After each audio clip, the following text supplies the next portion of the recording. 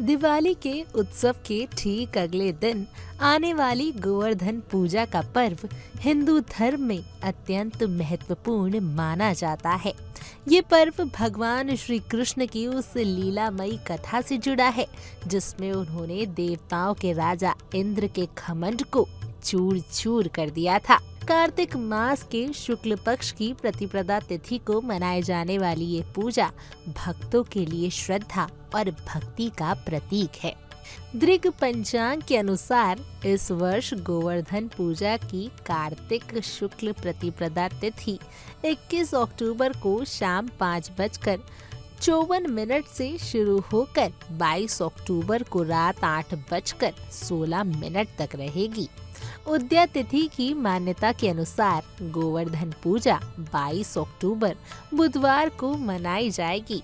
वहीं दिवाली 20 अक्टूबर सोमवार को मनाई जाएगी। इस प्रकार अन्नकूट का पर्व भी इसी दिन यानी 22 अक्टूबर को मनाया जाएगा। पूजा के शुभ समय की बात करें तो दिन में 6:26 से 8:42 और शाम 3:29 से 5:44 तक गोवर्धन पूजा का उत्तम मुहूर्त रहेगा। इन दोनों ही समयों में पूजा करना अत्यंत शुभ माना गया है। इस दिन ब्रह्म मुहूर्त 4:45 से 5:35 तक रहेगा, जबकि दिन का अभिजीत मुहूर्त नहीं रहेगा। इस बार गोवर्धन पूजा का संयोग प्रीति योग और स्वाति नक्षत्र में बन रहा है। प्रीति योग प्रातः से लेकर 23 अक्टूबर की सुबह 4:06 तक रहेगा, जिसके बाद आयुष्मान योग आरंभ होगा।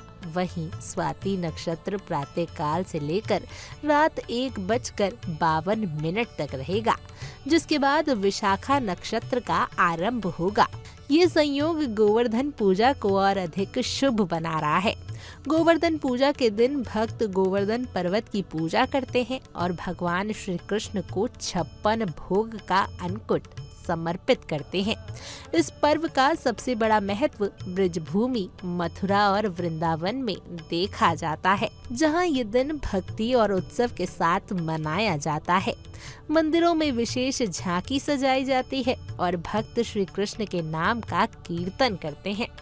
पौराणिक कथाओं के अनुसार द्वापर युग में जब ब्रजवासी वर्षा के देवता इंद्र की पूजा की तैयारी कर रहे थे, तब भगवान श्री कृष्ण ने उन्हें गोवर्धन पर्वत की पूजा करने की सलाह दी। जब लोगों ने श्री कृष्ण की बात मानी और इंद्र के बजाय गोवर्धन की पूजा की, तो इंद्र क्रोधित हो गए और उन्होंने ब्रजभूमि पर मूसलाधार वर्षा शुरू कर दी। तब भगवान श्री कृष्ण ने अपनी छोटी सी उंगली पर 7 दिन तक गोवर्धन पर्वत उठाकर पूरे नगर की रक्षा की। ये घटना न केवल श्रद्धा का प्रतीक बनी, बल्कि इंद्र के अहंकार के अंत का संकेत भी बनी। अंततः जब इंद्र को अपनी गलती का एहसास हुआ, तो उन्होंने भगवान श्री कृष्ण से क्षमा मांगी। तब से ही हर वर्ष गोवर्धन पूजा का ये पर्व मनाया जाने लगा। इस दिन भक्त भगवान श्री कृष्ण को अन्नकूट का भोग लगाते हैं, जिसमें 56 प्रकार के व्यंजन बनाए जाते हैं।